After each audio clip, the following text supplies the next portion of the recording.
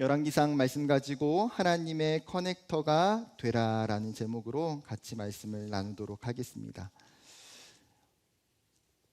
오늘 나눌 열왕기상 18장의 말씀은 죽었던 이스라엘이 회복되는 굉장히 중요한 본문입니다. 여러분, 엘리야의 사역 속에서 가장 중요한 사건이 무엇입니까? 바알의 선지자들과 영적인 전투를 했던 갈멜산 전투예요. 그 갈멜산 전투가 열왕기상 18장에 이제 등장을 하게 됩니다. 그런데 이 엄청난 영적인 전쟁이 하루아침에 갑자기 일어나는 게 아니에요.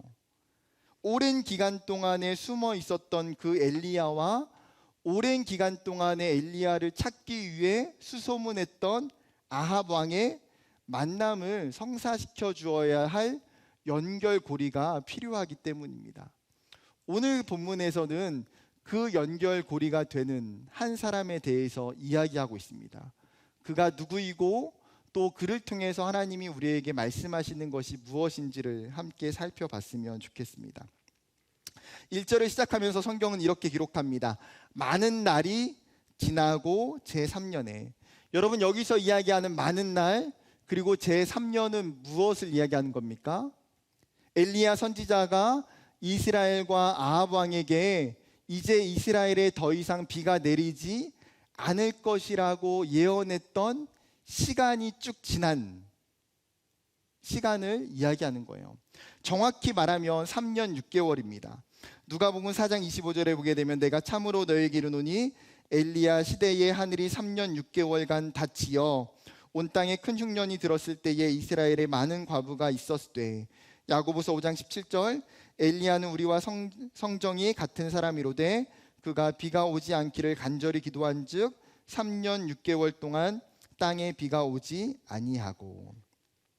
여러분, 누가복음도 그렇고 야고보도 이 엘리야의 사건을 언급하면서 뭐라고 이야기합니까? 이스라엘에 몇 년 동안 비가 오지 않았다고요? 3년 6개월의 그 긴 시간 동안 단 한 번도 비가 내리지 않았습니다. 여러분, 3년 6개월의 이 가뭄은 단순한 심판과 재앙이 아니에요. 이 사건은 이스라엘이 그토록 믿고 지금 따르고 섬기고 있었던 바알신이라고 하는 이 신의 무능력과 거짓을 폭로하고 이야기하고 있는 중요한 사건입니다. 여러분, 바알이라는 신이 어떤 신입니까? 폭풍우와 비를 만들어내는 풍요의 신이에요. 이스라엘에 있는 수많은 사람들은 농사를 지으면서 이 바알신에게 제사를 드리면서 농사가 잘 지어질 수 있도록 때에 따라 알맞은 비를 내리기를 기도했습니다. 그런데 3년 6개월의 시간 동안 바알은 아무것도 하지 못했어요. 그 어떤 비도 내리지 못했습니다. 사람들은 바알 앞에 드렸던 수많은 제사와 수많은 기도가 무용지물임을 증명하게 되는 거죠. 하나님은 오랜 가뭄들 통해서 그들이 믿고 있었던 그 바알이 거짓신이고 유일한 참된 신은 여호와 하나님이심을, 그 하나님이 이스라엘의 진정한 통치자이심을 다시 한번 이 사건을 통해서 알려주고 계십니다. 여러분, 오늘 본문의 상황을 보면서 이스라엘의 그 극심한 가뭄이 어쩌면 지금도 우리에게 일어나고 있는 상황 아닙니까?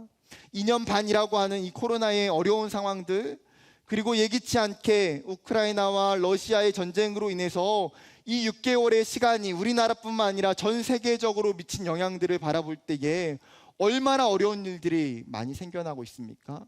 경제적으로, 정서적으로, 영적으로 개인마다 각자의 가뭄들을 경험하고 있어요. 어떤 청년들은 회사가 갑자기 어려워져서 어쩔 수 없이 이직하게 되는 청년을 보기도 했습니다. 어떤 청년은 취업을 하려고 하는데 내가 원하는 회사, 내가 원하는 직장이 사람을 도무지가 뽑지를 않는 거예요. 뿐만 아니라 관계의 단절로 인해서 답답함과 외로움이 우리 가운데에 정말 많이 밀려와요. 여러분, 연애를 해야 되는데 연애도 가뭄이에요. 연애도. 여러분, 모여야지 사람을 만나잖아요. 교회도 단기 선교도 가고 수련회도 바깥으로 가고 MT도 가고 농활도 가고 사역을 해야 사역의 아름다운 열매들이 생겨나잖아요. 그런데 만날 수가 없고 어떤 활동들에 참여할 수 없다 보니까 여러분 청년들도요, 연애하는 것도 가뭄이에요. 지금은 예배를 사모했던 마음이 식어가고 경건의 삶이 줄어들면서 영적으로도 가뭄이 찾아와요. 여러분, 이 가뭄은 우리 모두의 가뭄이에요. 나의 가뭄, 내 직장과 내 가정과 내 공동체, 그리고 나와 내 부모님과 내 이웃과 내 주변의 모든 친구들도 여러분 그 가뭄들 가운데에 동일하게 있다라는 거예요. 아합은 이 가뭄의 현실을 지금 객관적으로 정확하게 직면하지 못해요. 그렇기 때문에 지금 가뭄의 3년 6년의 시간이 지남에도 불구하고 끊어내지를 못하고 있는 거예요. 사랑하는 청년 여러분, 우리의 현실을 우리가 영적으로 정말 바르게 직면하고 바라봐야 돼요. 가뭄의 단순한 상황을 보는 것이 아니라 그것이 어디서부터 왔고 지금 내가 어떤 현실을 겪고 있는지를 직면해야 돼요. 그래야 그 가뭄을 해결하시는 하나님, 내 가뭄의 상황 속에서도 여전히 믿음의 사람들을 통해서 일하시고 나를 도우시고 나와 함께 하시는 그 하나님을 우리가 경험할 수 있기 때문이에요. 다시 본문으로 돌아와서 여러분, 하나님께서 엘리야에게 말씀하시는 것이 무엇입니까? 1절 하반절에 너는 가서 아합에게 보이라. 내가 비를 지면에 내리리라. 하나님이 지금 오랜 그 가뭄의 고통을 끝내고 이제 엘리야에게 말씀하시는 게 무엇입니까? 너가 이제는 아합에게 갈 때가 됐다. 너가 다시 움직일 때가 됐다라고 이야기하세요. 그런데 여러분, 오늘 본문을 그 뒤에 쭉 읽으면서 들게 되는 생각은 무엇입니까? 왜 엘리야는 아합에게 직접 가지 않았을까요? 왜 하나님은 엘리야를 오바댜라고 하는 이 사람을 통해서 아합을 만나게 하셨는가라고 질문해 볼 필요가 있어요. 여러분, 당시 아합과 이세벨은 어떤 마음이었습니까? 이 엘리야를 향한 분노가 어마어마한 상황이었어요. 아합은 이 이스라엘이 지금 가뭄으로 인해서 비가 내리지 않는 모든 원인과 책임이 여호와 하나님이 아니라 엘리야라는 사람에게 있다고 오해하고 있는 상황이에요. 그렇기 때문에 그 엘리야를 찾기 위해서 사람을 보내지 않은 나라와 마을과 고을들이 없다라고 이야기합니다. 나중에 시간이 지나서 갈멜산 전투 이후에도 이세벨의 반응은 어떻습니까? 하나님의 그 엄청난 기적을 경험했으면 굴복할 만도 한데 오히려 반대로 기필코 엘리야를 더 죽이려고 달라들고 있는 것을 보게 돼요. 엘리야에 대한 분노의 게이지가 하늘 꼭대기까지 차 있는 아합과 이세벨에게 직접 간다는 것은 여러분 그냥 죽으러 가는 거예요. 죽으러 가는 거. 여러분, 사람이 살면서 눈치가 중요하잖아요. 눈치가 있어야 돼요. 여러분, 회사에서도 내가 일하는 과장님이 아침에 상무님에게 가서 보고하다가 엄청나게 혼나고 엄청나게 까이고 왔어요. 과장님이 막 자리에 왔는데 막 열이 이제 뚜껑까지 막 열렸다 닫혔다 막 하는 상황이에요. 그러면 어떻게 해야 됩니까? 건들면 안 돼요. 근데 눈치 없이 가가지고 과장님, 오늘 참 날씨도 좋은데 백숙이나 먹으러 가시죠. 백숙 다리로 맞을 수 있어요, 여러분. 그럴 때는 안 건드는 게 상책이에요. 지금 아합과 이세벨은 만나서 누르면 터지는 폭탄이에요. 누르면 터지는 폭탄. 여러분, 그렇기 때문에 아합과 엘리야의 그 사이를 충격을 줄여줄 수 있는 완충제, 이 둘을 중재해 줄 수 있는 사람이 필요해요. 여러분, 어렸을 때 그런 경험이 있습니까? 부모님에게 뭔가 잘못해가지고 엄청 혼나야 되는 상황인데 때마침 그날 이제 할머니가 오시는 거예요. 그러면 언제 집에 들어가야 됩니까? 할머니가 들어오는 것과 맞춰서 들어가야 돼요. 망을 보고 있다가 먼저 들어가면 어떻게 돼요? 직살나게 맞습니다. 그냥 직살나게 맞아요. 근데 할머니랑 같이 들어가면 어떻게 돼요?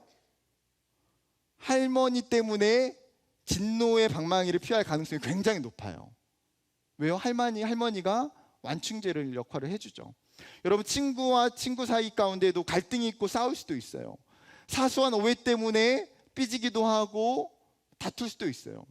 그런데 이 둘의 사이에 정말 친한, 정말 선한 영향력을 끼칠 수 있는 좋은 사람이 사실을 중재하면 어느 때에는 그 어색했던 관계와 다툼에 있었던 관계가 쉽게 풀어지는 것들을 우리가 경험하기도 해요. 여러분, 마찬가지예요. 여러분, 사실 이런 중재자가 필요한 곳이 있어요. 어디입니까? 바로 하나님과 세상이고 복음과 세상이에요. 여러분, 세상은 기독교에 대해서, 복음에 대해서 부정적인 시각을 가지고 있고 전투적이에요. 수많은 기독교에 대한 잘못된 메시지, 기독교에 대한 부정적인 그런 뉴스 때문에 세상은 교회를 적대시하고 등을 돌리고 있어요. 오늘 성경은 이 커넥터의 역할을 감당했던 한 사람을 소개합니다. 누굽니까? 오바댜라고 하는 사람이에요. 여러분, 이 오바댜라고 하는 사람은 구약 성경에 나타나 있는 오바댜 선지자와 다른 인물이에요. 이 본문에만 정말 잠깐 나오는, 선지자도 아닌 그냥 평범한 한 명의 그리스도인. 그는 어떤 사람입니까? 3절에 그에 대해서 이렇게 소개합니다. 아합이 왕궁 맡은 자 오바댜를 불렀으니. 여러분, 그는 왕궁 맡은 자라고 이야기해요. 개역 한글 성경의 번역에는 왕궁 대신이라고 이야기합니다. 왕궁 전체를 관리하는 청지기, 지금으로 말하면 대통령, 비서실장과 같은 역할을 하는 사람이에요. 여러분, 아합에게 있어서 그 국가를 맡길 수 있는 사람이라는 건 어떤 사람을 의미합니까? 가장 가까이에서 믿을 수 있는 사람, 정말 신뢰할 수 있는 사람, 그 사람의 지혜와 능력이 분명하게 출중한 사람을 의미하는 거예요. 그렇기 때문에 지금 이스라엘의 물이 다 말라버린 상황에서 그 물의 근원을 찾는 미션을 맡기는 사람도 누구예요? 오바댜에게 이 미션을 맡기고 있어요. 여러분, 하나님과 세상을 연결시키는 커넥터는 세상 속에서도 신뢰를 받는 사람이에요. 세상 속에서도 선한 영향력들을 끼칠 수 있고 주어진 역할에 최선을 다하는 사람. 그것은 단순히 내 지위가 높고 많은 물질이 있다고 커넥터가 되는 것이 아니에요. 신뢰받을 수 있는 그 삶의 모습과 좋은 관계성을 토대로 커넥터의 삶을 살 수 있는 거예요. 이것이 커넥터의 첫 번째 조건입니다. 사랑하는 청년 여러분, 하나님은 우리를 어디로 보내셨습니까? 세상으로 보내셨어요. 요한복음 17장 18절도 예수님이 마지막에 제자들에게 했던 이야기 중에 하나예요. 아버지께서 나를 세상에 보내신 것 같이 나도 그들을 세상에 보내었고. 예수님이 말씀하시는 것이 무엇입니까? 그의 제자들을, 그의 백성들을 내가 세상에 보내었다 이야기하고 계세요. 여러분, 세상과 우리는 완전히 분리되어 살아가는 삶이 아니라 세상 속에서 하나님의 대리자로, 하나님의 청지기로, 하나님의 커넥터로 살도록 부름받았다는 사실이에요. 그렇기 때문에 여러분, 세상 속에서 내 모습이 어떤지를 살펴봐야 돼요. 다른 사람들이 볼 때에 정말 신뢰할 수 있는 사람, 무엇인가 어떤 중요한 일을 맡길 때에 저 사람이 정말 생각날 수 있는 그런 사람, 다른 사람에게 본이 될 수 있는 그런 사람. 여러분, 우리는 반드시 세상 속에서 그 세상의 아웃풋을 낼 수 있는, 세상이라고 하는 분명한 선을 내 손으로 잡고 있는 사람이어야 돼요. 그것이 하나님이 우리에게 주신 사명이기 때문이에요. 그렇다면 한 걸음 더 나아가서 성경은 단순히 그 사람의 세상적 지위와 모습을 가지고 커넥터라고 이야기하지 않아요. 커넥터의 더 중요한 두 번째 조건은 무엇입니까? 그가 믿음의 사람이고 하나님의 사람이라는 거예요. 여러분, 무엇이 믿음의 사람이고 하나님의 사람임을 알 수 있게 합니까? 오늘 본문에 오바댜에 대한 그 신앙적인 특징들이 몇 가지를 기록되고 있어요. 4가지 정도 나타났는데, 첫 번째는 여호와를 경외하는 신앙이에요. 3절도 그렇고 12절도 그렇고 뭐라고 말합니까? 그는 여호와를 지극히 경외하는 자라. 여러분, 오바댜 안에 뭐가 있습니까? 하나님에 대한 경외심이라고 하는 거예요. 여러분, 경외심을 설명하는 또 다른 단어, 중요한 단어가 뭐냐면, 경외심은 다르게 말하면요, 사랑이에요. 사랑. 여러분, 우리가 누군가를 정말 존경하고 그 사람을 향한 두려운 마음의 본질은 뭐예요? 무섭기 때문에 경외하는 게 아니에요. 그 사람을 절대적으로 사랑하기 때문에, 그 사람을 믿기 때문에 경외하는 거예요. 신명기 8장 6절에 내 하나님 여호와의 명령을 지켜 그의 길을 따라가며 그를 경외할지니라. 사무엘상 12장 24절 너희는 여호와께서 너희를 위하여 행하신 그 큰 일을 생각하여 오직 그를 경외하며 너희의 마음을 다하여 진실이 섬기라. 하나님이 이스라엘 백성 가운데 끊임없이 이야기하시는 게 무엇입니까? 너희는 여호와 하나님을 경외하라는 거예요. 왜요? 여러분, 그 경외심은 내 삶의 주인이 누구인지를 정확히 알게 해주는 거예요. 내가 누구를 섬기냐, 내 마음의 중심이 누가 있느냐를 보여주는 것이 경외심이에요. 그 경외심 때문에 나의 생각을 내려놓고 내가 하나님의 뜻을 따라 하나님 앞에 순종할 수 있게 되는 거예요. 그 경외심 때문에 우리가 하나님을 예배하고 하나님을 섬기는 거예요. 여러분, 오바댜는 이 하나님을 향한 경외심이 있었다라는 거예요. 두 번째, 그의 특징은 어려서부터 시작된 신앙이에요. 12절 하반절에 보게 되면 이렇게 말합니다. 당신의 종은 어려서부터 여호와를 경외하는 자라. 당신의 종은 어려서부터. 여러분, 그는 어린 시절부터 하나님을 알고 하나님을 믿고 하나님을 섬겼어요. 여러분, 그렇기 때문에 그가 뿌리가 견고하게 내려져 있기 때문에 지금 세상의 가장 그 한 가운데서도 세상에서 가장 악한 왕을 섬기고 있는 그 삶의 자리에서도 흔들리지 않고 믿음으로 서 있을 수 있는 거예요. 여러분, 바울이 신앙의 아들 디모데를 칭찬하는 것이 무엇입니까? 그가 어려서부터 성경을 배우고 그의 외조모와 그의 어머니로부터 많은 믿음의 훈련을 받았다는 것 아닙니까? 그렇기 때문에 디모데가 믿음의 아들로, 믿음의 사람으로 굉장히 귀하게 자라 있다라고 칭찬하고 있어요. 여러분, 우리가 청년의 때에 하나님을 아는 것, 하나님을 배우는 것이 엄청난 축복이에요. 청년의 때에 받는 훈련은 지금 당장 내 삶이, 내가 처한 현실에서 믿음으로 살기 위한 동기가 아니에요. 그것을 더 뛰어넘어서 우리가 많이 경험하는 건 무엇이냐면 결국 이 청년의 때에 내가 경험했던 그 신앙과 그 훈련들이 여러분의 인생을 살아가는 그 모든 시간 속에 철저하게 반영이 된다라는 거예요. 여러분, 청년의 때에 영적으로 무장해야 돼요. 그냥 시간을 흘려보내는 사람과 하나님 앞에 철저하게 훈련받는 사람은 그 삶의 결과가 분명히 다르다라는 사실이에요. 여러분, 올해 남은 시간들도 여러분 말씀으로 훈련받기를 원해요. 이번 주가 양육훈련 마지막 신청 기간인 거 아십니까? 새 가족들도, 여러분 청년들도 아직 청년부 공동체 안에 훈련받지 않은 부분들이 있다면, 여전히 내 삶의 신앙을, 내 믿음을 바라볼 때 내가 물음표다라고 생각이 든다면 여러분은 훈련 받으셔야 돼요. 끊임없이 양육 받으셔야 돼요. 끊임없이 내 삶의 시간을 하나님 앞에 드리면서 믿음으로 하나님 앞에 나아가야 돼요. 믿음이 있는 자가 하나님이 쓰시는 커넥터가 될 수 있기 때문이에요. 세 번째 특징은 위기 속에서도 신앙을 지키는 것이에요. 4절에 보게 되면 이세벨이 여호와의 선지자들을 멸할 때에, 여러분 지금 아합과 이세벨은 엘리야가 예언했던 가뭄이 시작되고 나서 어떻게 됩니까?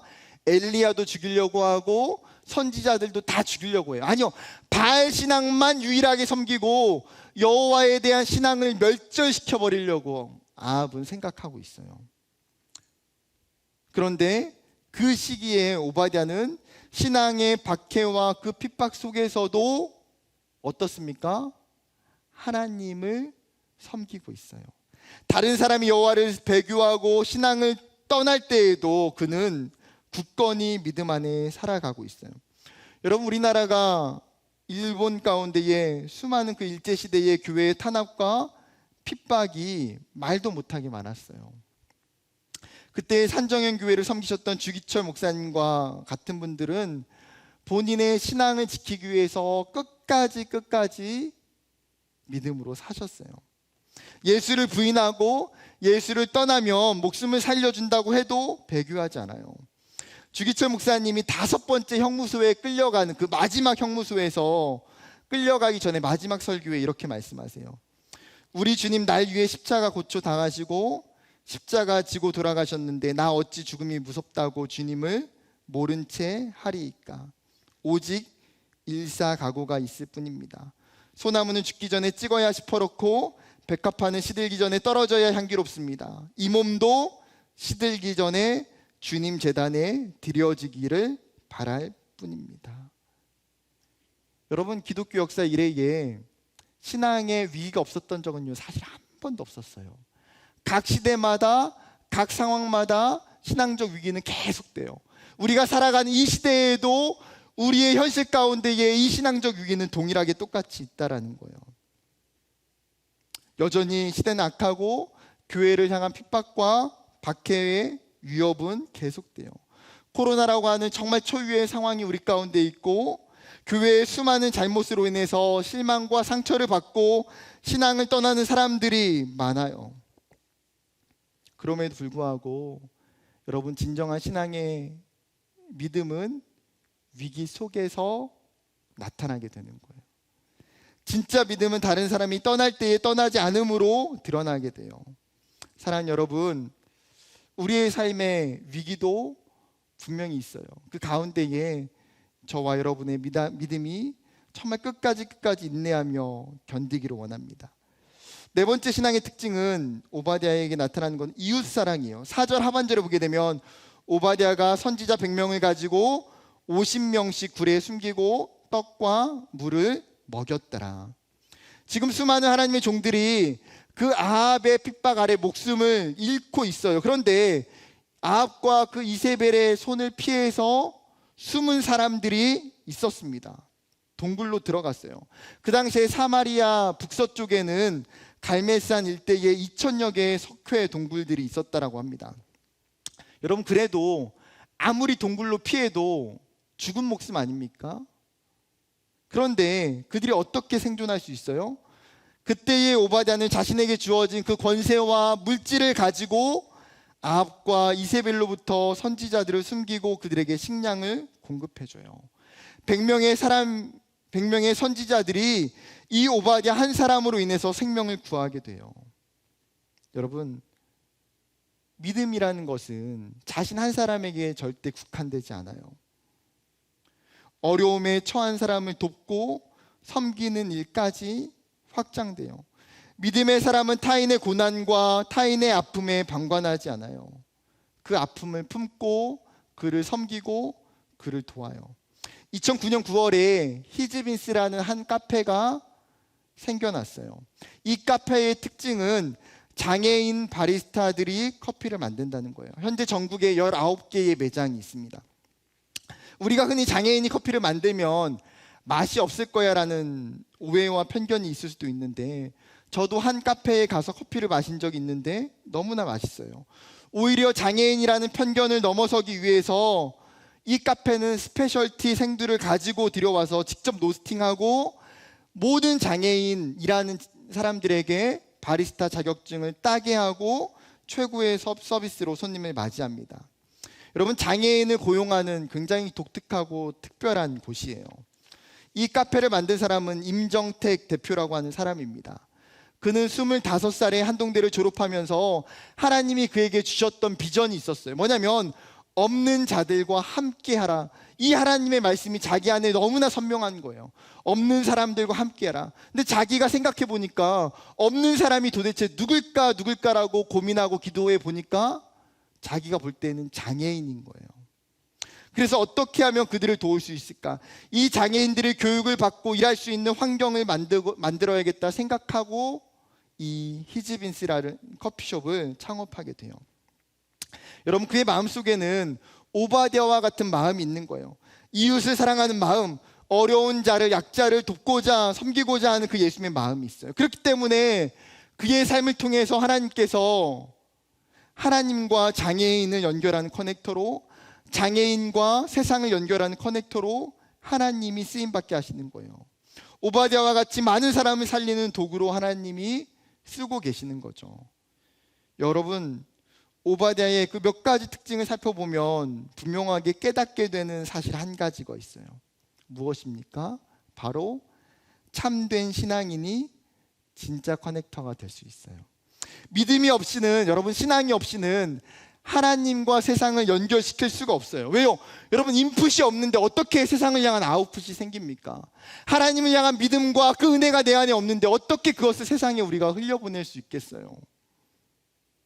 내 안에 먼저 하나님으로부터 오는 그 믿음의 신호들, 내 안에 하나님으로부터 오는 그 은혜의 신호들이 강력하게 내 삶에 흘러가야지만이 그 은혜를 통해서 세상에 자연스럽게 전달되고 흘러가게 되는 거예요. 여러분, 오늘 오바댜는 우리에게 이 모습을 하나님이 보여주고 계시는 거예요. 사랑하는 여러분, 믿음의 신호가, 하나님의 은혜의 신호가 여러분의 삶에 끊임없이 흘러가기를 원합니다.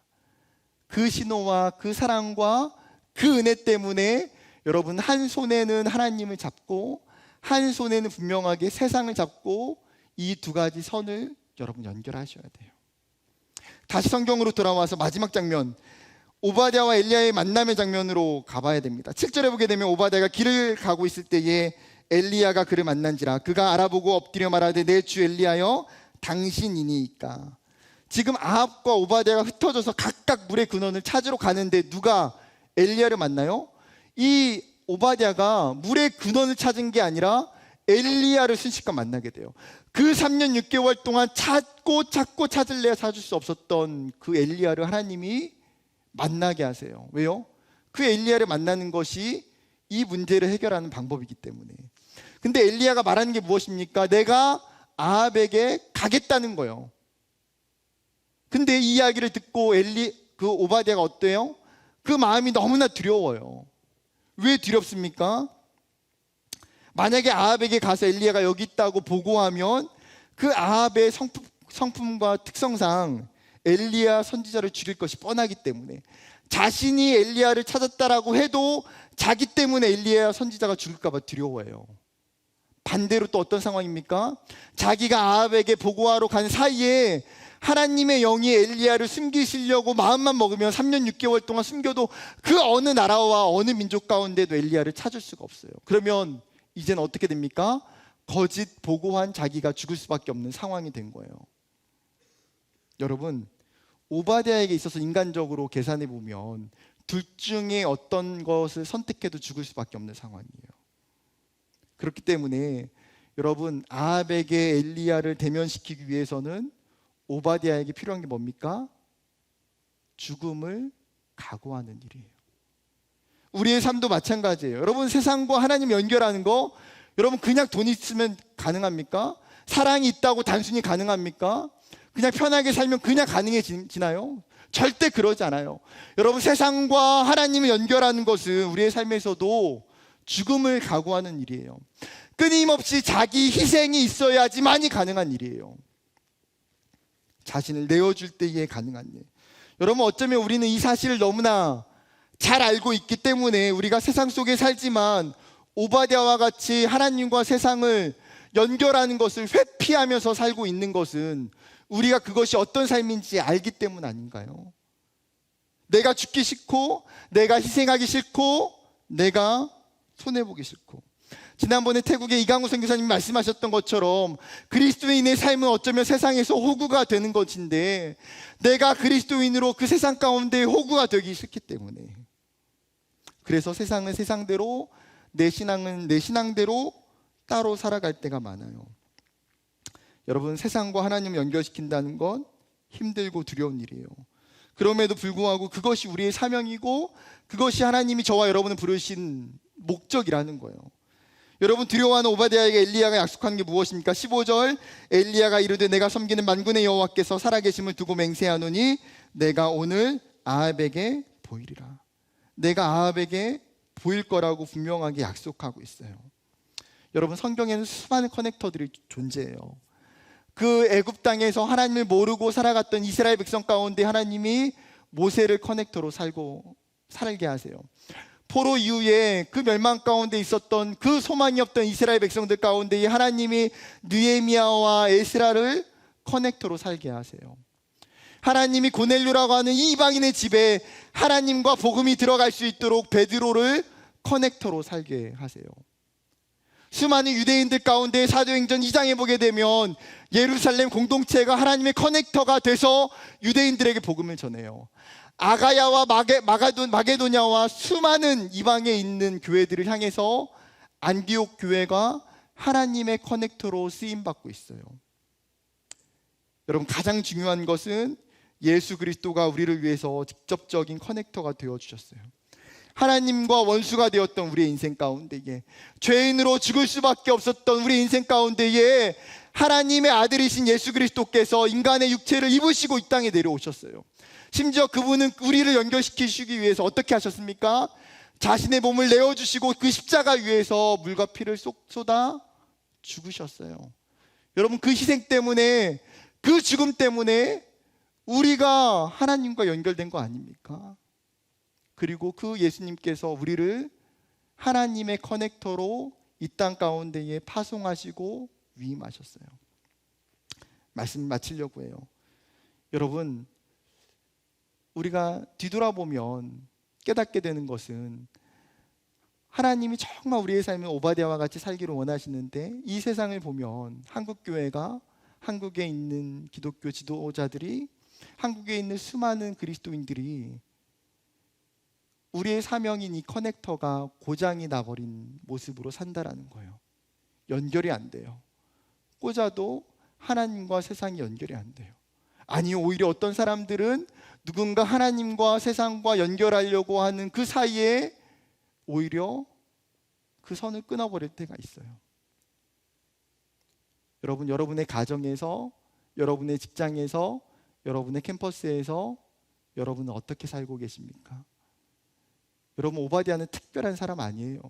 엄청난 대단한 선지자 아니에요. 하나님 앞에 부르심 받은, 하나님을 경외하는 한 사람이에요.